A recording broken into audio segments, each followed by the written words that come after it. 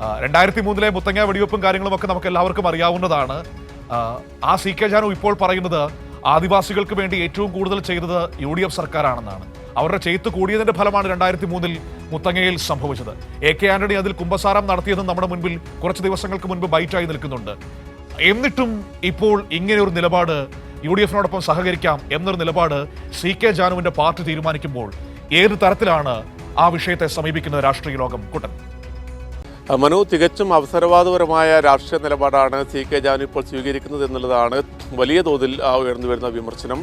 ജാനുവിൻ്റെ കൂടെ തന്നെ സമരത്തിലൊക്കെ പങ്കെടുത്ത 2003 മുത്തങ്ങ സമരം, അതിന് മുമ്പ് സെക്രട്ടേറിയറ്റ് മുമ്പിലൊക്കെ നടന്ന സമരത്തിലൊക്കെ പങ്കെടുത്തവരുൾപ്പെടെ അത്തരമൊരു വിമർശനം ഉന്നയിക്കുന്നുണ്ട്. കാരണം ജാനു മറന്നാലും ആ കാലഘട്ടത്തിലെ UDF സർക്കാർ ചെയ്ത ക്രൂരതകളൊന്നും അവിടുത്തെ ആദിവാസി സമൂഹം ഇപ്പോഴും മറന്നിട്ടില്ല. അവരത് മറക്കാനും തയ്യാറല്ല.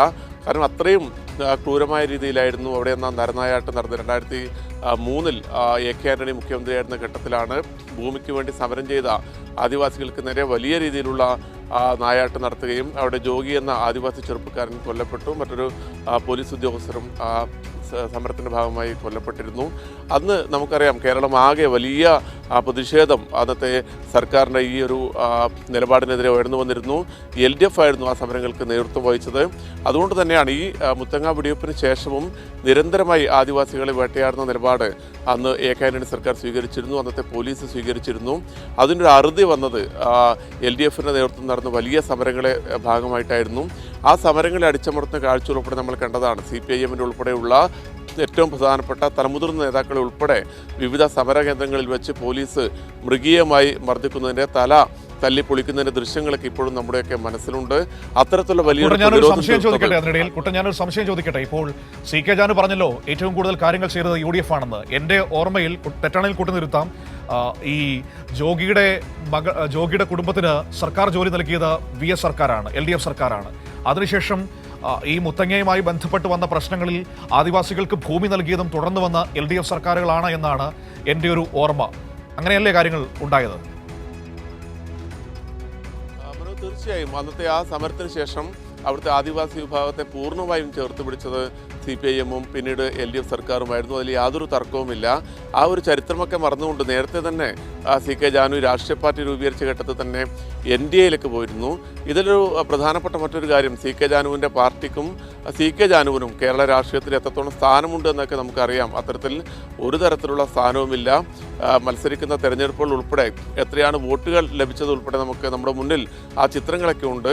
എങ്കിൽ പോലും സി കെ ജാനു എന്ന് പറയുന്ന ഈ ആദിവാസി സമരത്തിനൊക്കെ നേതൃത്വം കൊടുത്തൊരു നേതാവ്, ഒരു വനിതാ നേതാവ് സ്വാഭാവികമായും രാഷ്ട്രീയ പാർട്ടി രൂപീകരിക്കുന്നു.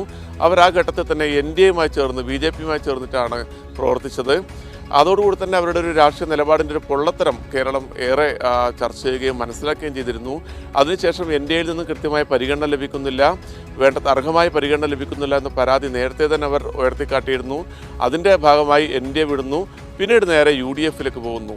ഈ UDFയിലേക്ക് സി കെ ജാനു പോകുമ്പോൾ എത്രത്തോളം UDFന് കരുത്താകുമെന്നൊക്കെ സംബന്ധിച്ച് വലിയ ചർച്ചകളുണ്ട്. ആ ഭാഗം അവിടെ എങ്കിൽ പോലും രാഷ്ട്രീയപരമായ ഒരു മര്യാദയില്ലാത്ത നിലപാടാണ് സി കെ ജാനു സ്വീകരിച്ചതെന്ന് വലിയ വിമർശനങ്ങൾ വരുന്നുണ്ട്. സി കെ ജാനുവിൻ്റെ കൂടെ സമരത്തിൽ പങ്കെടുത്തവർ പറയുന്നു.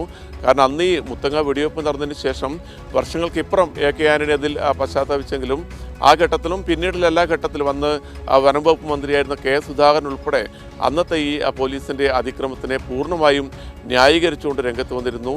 അത്തരം ഈ സമരങ്ങളെ മുഴുവൻ അടിച്ചമർത്തിയ നേതാക്കളുള്ള ആ മുന്നണിയിലേക്കാണ് സി കെ ജാനു ഇപ്പോൾ പോകുന്നത് എന്നുള്ളതാണ് ഏറെ വൈരുദ്ധ്യമായ കാര്യം. മനു, ശരി കുട്ടൻ, ഏതായാലും ജോഗി എന്ന് പറയുന്ന മനുഷ്യന്റെ ഓർമ്മകളെ കൂടിയാണ് സി കെ ജാനു സംഘവും വഞ്ചിച്ചിരിക്കുന്നത് എന്ന് കൂടി നമുക്ക് പറഞ്ഞു വെക്കേണ്ടി വരും. കാരണം മനുഷ്യരെ മരിച്ചു പോകുന്നുള്ളൂ, ഓർമ്മകൾ ഇപ്പോഴും ബാക്കി നിൽക്കുന്നുണ്ട് കേട്ടോ.